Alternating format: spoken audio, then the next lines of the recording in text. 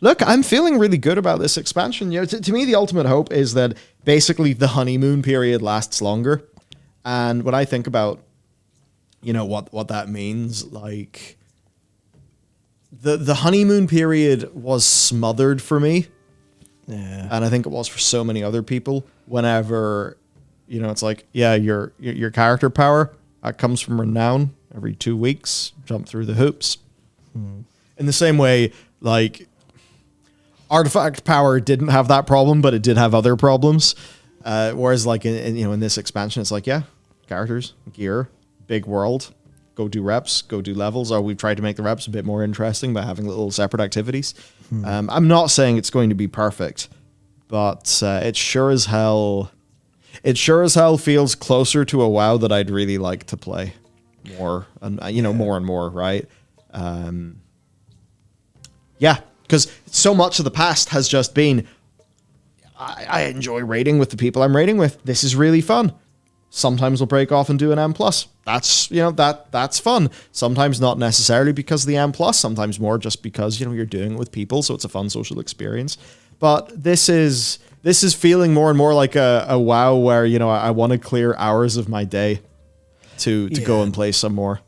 Yeah, like to get a new character, level a new character up, to just do all these things. Yeah, to be completely clear, it is still a maze of Mythic Plus and raiding. It is still a treadmill of just get your gear and make it slightly better and do that forever until you die.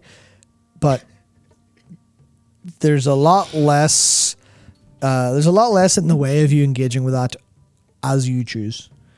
Because obviously having a treadmill there is completely fine, as long as getting on it doesn't cost an arm and a leg. And then you can also just get off whenever you want. It's like, sure, that's fine. That's all you really need to do. You can engage with it on your own terms a little bit more, and I think that's a marked improvement.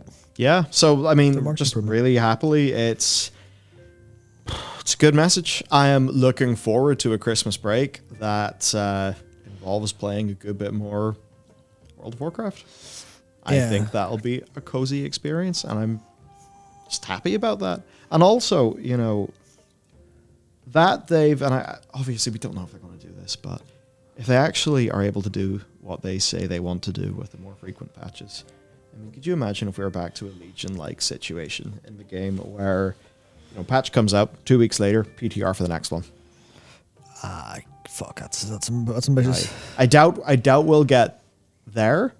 No. I think what will be more likely is content being more equally spread out throughout the whole expansion rather than being clustered into the first half. I think we can all understand that will, that's better for the health of the game, given it's an MMO, it's a marathon, not a sprint. But like, just in terms of the cycle of talking about WoW as well, I have a feeling that more will be going on, more will be happening. They've already said they want to do a Mage Tower-like experience later on in this expansion. We've got lore that's not as annoying, because like even some of that Titan stuff. Yet, true. I mean, Malfurion. Malfurion is maybe if they do anything rumbly with him, that's good. Obviously, you guys know. If you know, if you don't worry about it. It is literally a fucking ticking time bomb. Like, they do have, to the perspective of some people, they have a ticking lore time bomb. Yeah. Now, outside of that, you've really enjoyed the world building. I enjoyed the world building.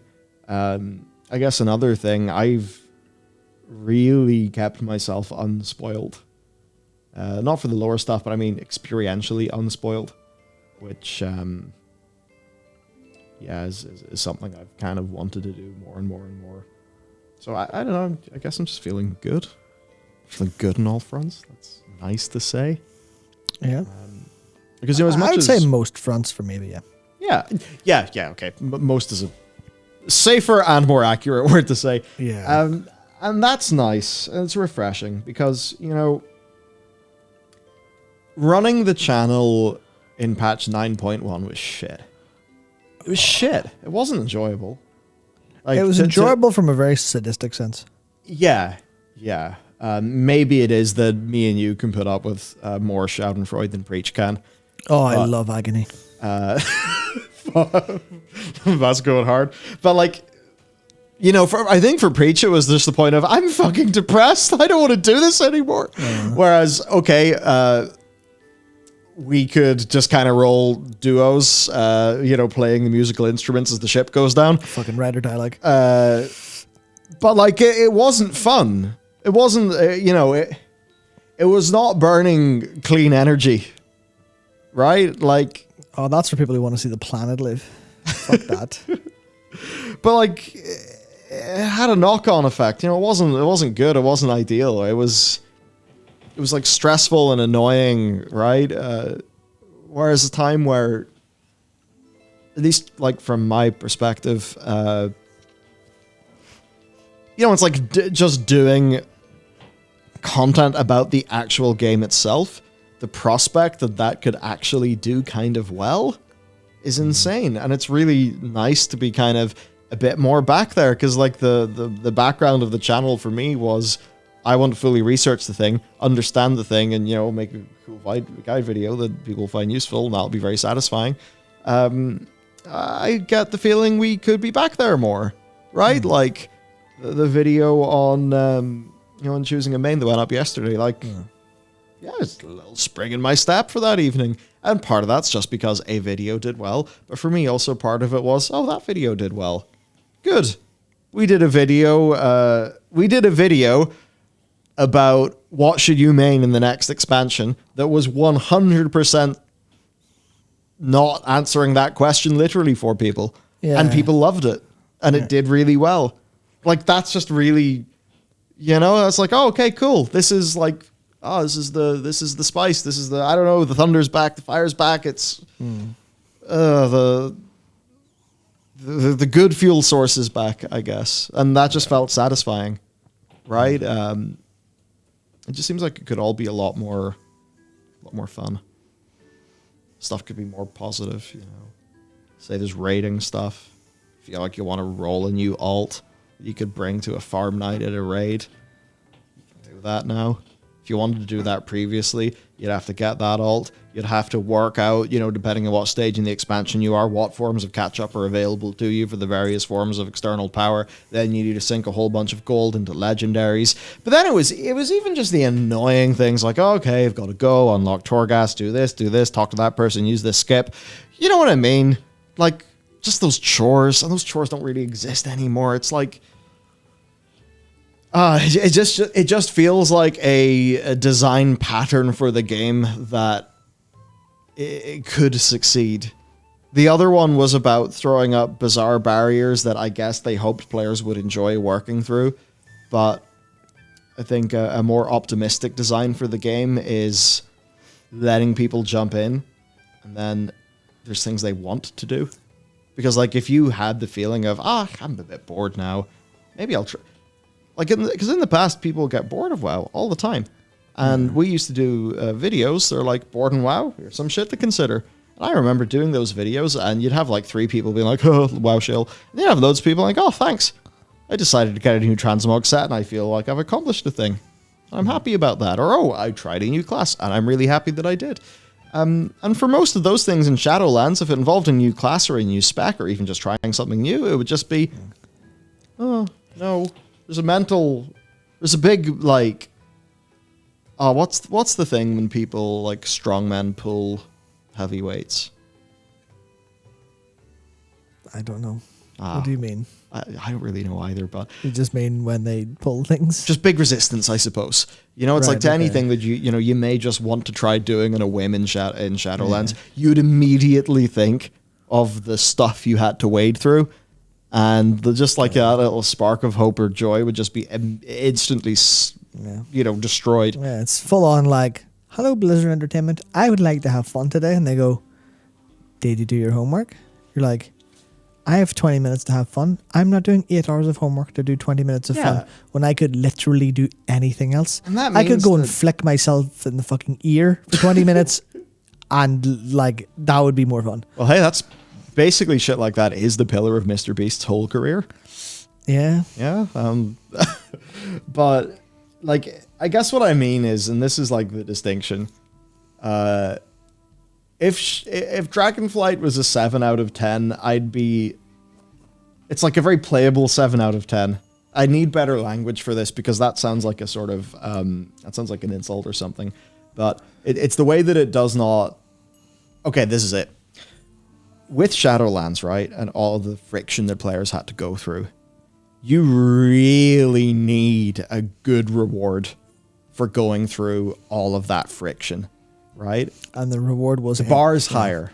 Yeah, the reward was entry into the maze. Yeah, so the reward was just dick.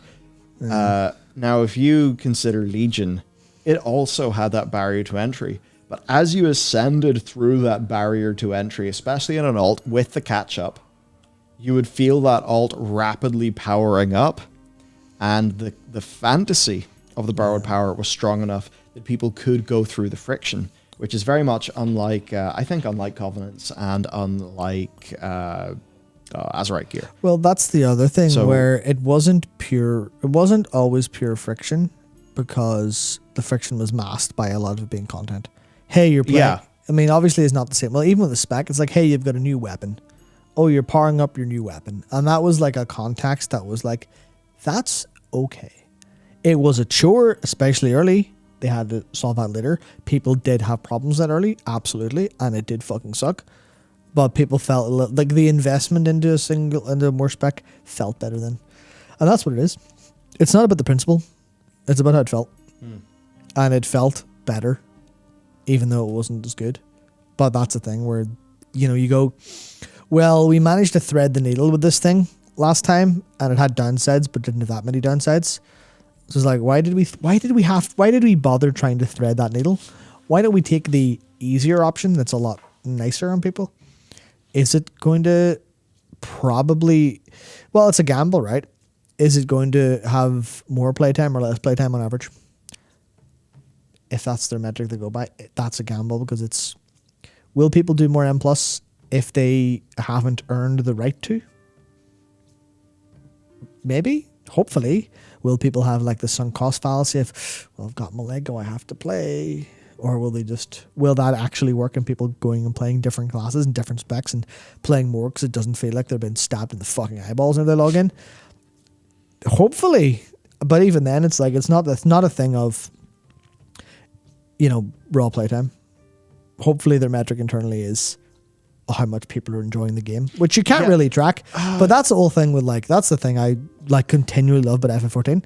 Obviously there's a lot of things, especially how the content's so fucking regular. They had the live letter today, which is like, here's an ultimate, here's new stuff, here's the dungeon. Like, fucking hell, Christ. Well, but it's the idea of literally, I'm just like, I haven't played FF in a while. I don't care, because I know that game is just there, and anytime I think I want to play that game, I can go play the game. Obviously it's like, I can't just hop into whatever Savage, because that takes a little bit of earning there, which I think is fine. But for most content, I log in, do MSQ. If I don't want to play the game until there's more MSQ, that's fine. If I want to log in, do a load of shit, that's also fine. And that's just they've stated that's the goal of, they want people to have a healthy long-term relationship with that game, and it's working there. So it's sustainable. And I guess with World of Warcraft, it went for unsustainable designs. It's just that the first one was so rewarding that it ended up working. And we know the cost of that. The cost of that was the complete butchering of Warlords of Draenor. They made one serious patch for that expansion. And that patch itself wasn't that big. And, compared to... what we initially thought we'd get in that expansion, where, Tanan Jungle would be a zone, as an example. It's just crazy. So Legion came at such a high cost. And I guess that's the thing. It's like, you'd almost prefer, and this will sound weird, but do you know what I mean if I say I'd prefer a sustainable 7 out of 10 than an unsustainable 8 out of 10? Oh yeah, of course. Yeah, because it's like, with Legion and stuff, it's like, cool, but you can't keep this going. It's an arms race. You'll eventually need to have WoW feeling like a Korean MMO that, the way it's like some of those MMOs, you move 3 feet to the left and your screen explodes with 18 fucking pop-ups and you're like, oh, you got 7 special lucky boxes and 1 wheel spin. And you're I'm being assaulted with rewards. I think there is enough cultural consciousness of all of those tactics that among core gamers and stuff, I think there's people who are like, not everyone, obviously people are happy enough to play those, obviously. That's what's the one? Is it League of Angels? Yeah, League of Angels. That's the one I was thinking of. Yeah, that's the one with the company who made that game is Jared Segota, the person who actually brought gold selling in World of Warcraft from China to he's like the first one who connected Chinese and European gold sellers.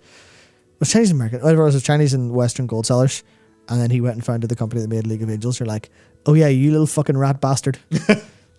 The fact that you have more money than I'll ever see in my life makes me really angry.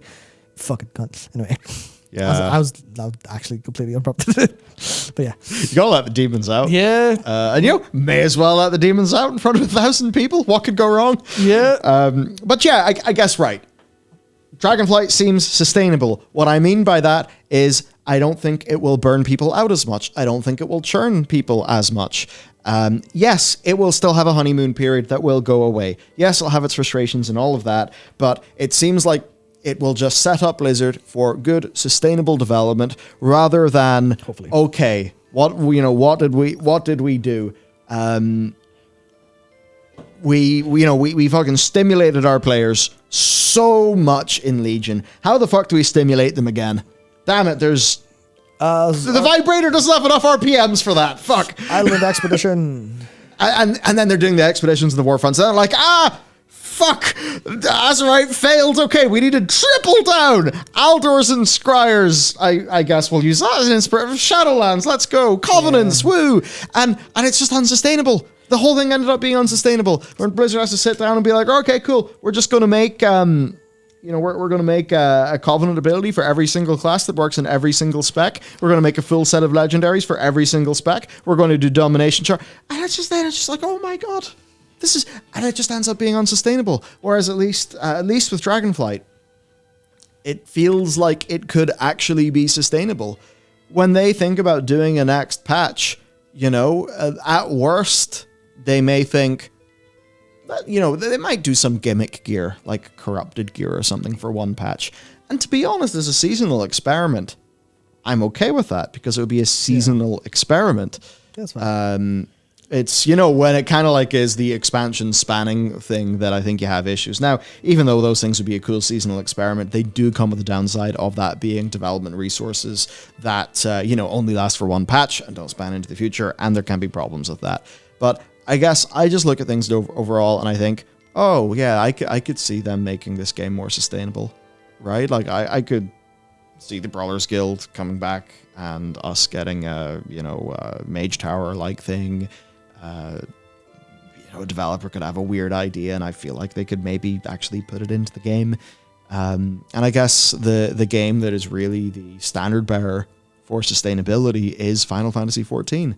They've built their whole thing on basically it's literally a producer-led game. Yeah. Like its whole thing is reliability and consistency, right? Like Final Fantasy XIV never really tried to do its big artifact weapon equivalent, or it's like its big, be all end all. Let's try cash all our chips in at once, or I don't know, go all in something. Like it's just nope. You're going to get a patch every 4 months. We structure everything we do in these 4-month chunks, and that's how we do it. Yeah. Whereas, like, I would say that the amount of design risk that's existed in WoW lately means that it would be so hard to put that shit in a timetable. Yeah, everything's all or nothing, and it's always super tied together into everything else. And to be fair, you could argue the same is the case of job balance and changes in FF, but they are a lot more limited there, all on purpose. So I can just go, here's an ultimate, this is content forever. We're like, well, how'd you make that? Well, we just made it. It's like, but does that not break anything? No. It doesn't interact with anything, so it doesn't break. Like everything is like in its own little existing bubble. It's the same with like the Island Sanctuary. In the live letter today, they're like, hey, we're adding new ranks and upgrading some features and adding some quality of life to the island. And I was like, cool, sweet, nice. It's like, that wasn't the thing that they went, this is the Endwalker feature. We're going to make it and then we're going to fucking leave it to dust. they do that, but they like with like the stuff like Eureka and Bosch it, but they do finish it and go, here you go. You're like, sweet, look at that. You just sort of make features in bubbles instead of putting all your eggs into one basket. That's a very dangerous big basket. Like as an example, we know they're going to at least they have the intent to ship something like the Mage Tower in a future patch. Yeah. Well, I think, given the experience of the evergreen Mage Tower that currently exists. Okay, I imagine. I mean, it's not in the game right now, literally, so it's kind of not evergreen. It's mostly green. But basically, they need to re-architect a few things because of the way that all the classes have changed, and that's, I think, something we can all understand. But you'd imagine when they bring it back, they're going to bring the Mage Tower back with the intent of it always being back because the changes have been made. And when they make a new thing that's inspired by the Mage Tower, one would have to expect that they will make that with the goal of it just always working. Yeah. Which would mean that, let's just say you're a new player, you pick up World of Warcraft in 2026.